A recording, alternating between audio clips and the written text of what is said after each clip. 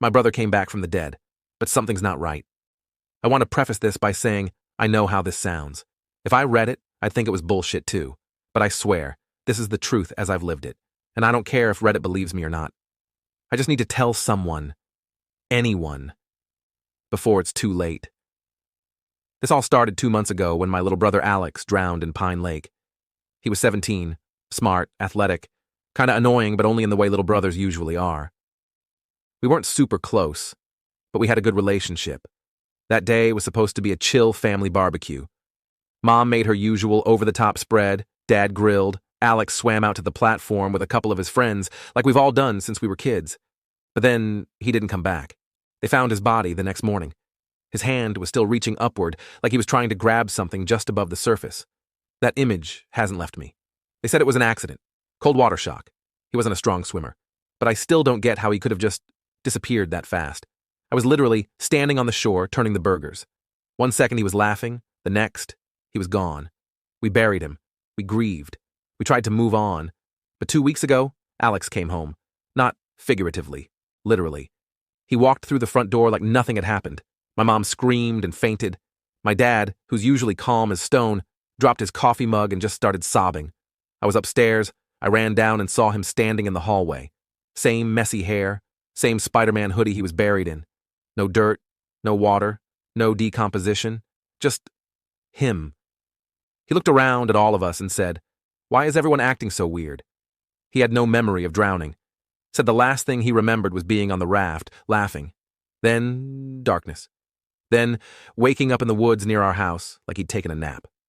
The doctors were baffled. Full physical showed nothing wrong. Brain scans, normal, DNA, matched, no signs of trauma, no explanation. But something's not right. At first, it was little things. He didn't remember his locker combo, but remembered Mom's Netflix password from 2 years ago. He asked if our dog Max was still around. Max died when Alex was 10. He didn't recognize one of his closest friends, Ben, but claimed to remember a teacher he'd only had for a week in middle school. Then things got worse. I caught him staring at me while I slept, like right next to my bed, not blinking. I asked what he was doing, and he smiled and said, "Just making sure." He doesn't blink much in general, and when he does, it's like he's doing it deliberately, like he's pretending to be human. He eats, but I never actually see him eat. I'll serve dinner, go back to the kitchen for a second, and the plate is clean when I return. Not a crumb. I once hid a slice of pizza under a paper towel just to test him, and when I looked again, the food was gone.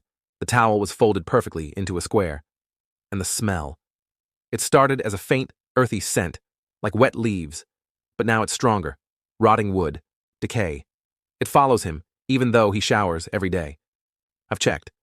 I asked him point blank one night, "Are you really Alex?" He just stared at me for a long time, then said, "That's a strange question to ask your little brother." The way he said it wasn't defensive, it was amused, like he thought it was funny, like I was the dumb one for asking. Last night, I found something. Our house has this old root cellar out back.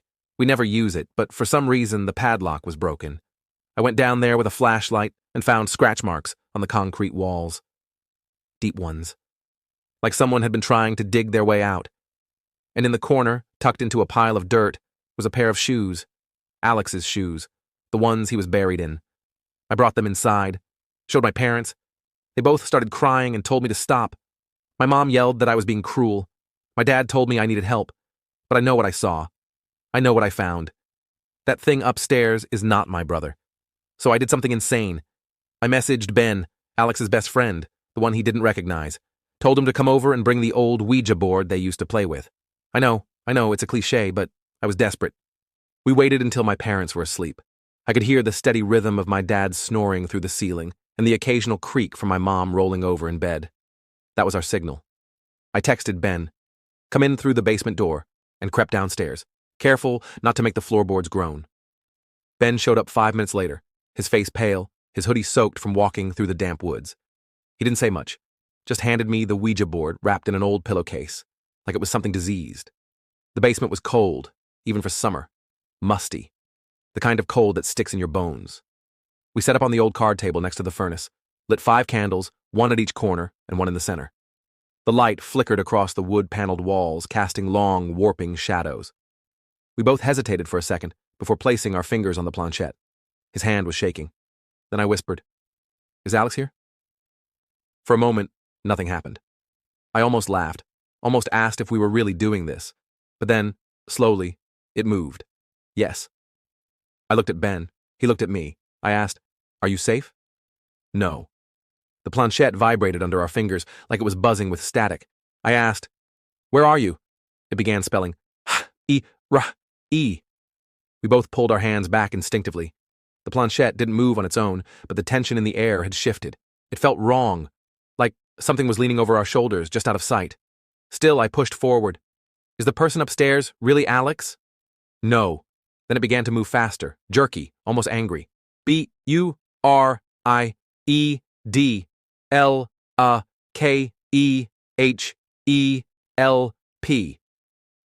The planchette launched off the board with such force that it clacked against the concrete floor and slid under the washer. All 5 candles blew out at once. No wind, no draft, just snuffed out like someone had walked around the table and pinched them with invisible fingers. Then the footsteps started. Above us. Slow, heavy, deliberate. Not like someone pacing, more like someone searching. Ben mouthed, "He's awake." We didn't say another word. Just sat there, backs pressed against the cement wall, breathing so softly I could barely hear myself. The footsteps paused, then continued, heading toward the stairs that led down. I grabbed Ben by the sleeve and pulled him into the little storage crawl space beneath the stairs, behind boxes of old decorations and busted furniture. We sat there for what felt like an hour, listening. At one point, I swear I saw something move in the dark. A silhouette. Long arms. Too long. Eventually, the footsteps went back upstairs.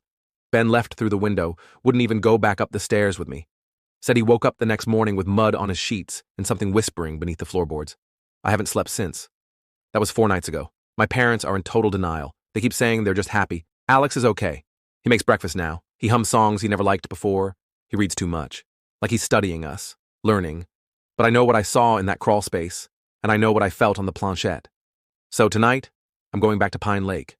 With a shovel, with gloves, and with a bottle of whiskey. Because I don't know if I have the stomach for what I think I'm going to find. Edit.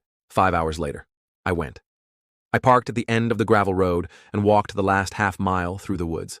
The lake was still, moonlight cutting across the water like a blade. I found the spot. I remembered where the diving platform used to be, back before they pulled it after Alex drowned. I started digging. The dirt was wet, heavy, rooted deep. It took longer than I thought, maybe an hour, but finally I hit something soft. Cloth. I cleared more. It was a hoodie, red and blue. The Spider-Man one he wore that day, the one we buried him in. I dug faster. There were bones, small, human, hands curled inward like he died reaching for the surface. I froze. My hands were shaking so badly I could barely get out of the hole. My stomach turned, and I threw up in the leaves. That was my brother. He never left the lake. So, who's upstairs? I ran. I didn't care about the shovel, didn't even turn off the flashlight, just ran through the woods, ignoring the cuts on my arms and the branches slapping my face. When I got home, my bedroom door was open. Alex was sitting on my bed. He was holding the shoes I found in the root cellar, still perfectly clean, still dry. He looked up at me, smiled. Not the kind of smile you give your brother. Not even the kind you give a stranger. It was a smile of someone who knows something you don't. And he said calmly, "You should have just let me stay buried."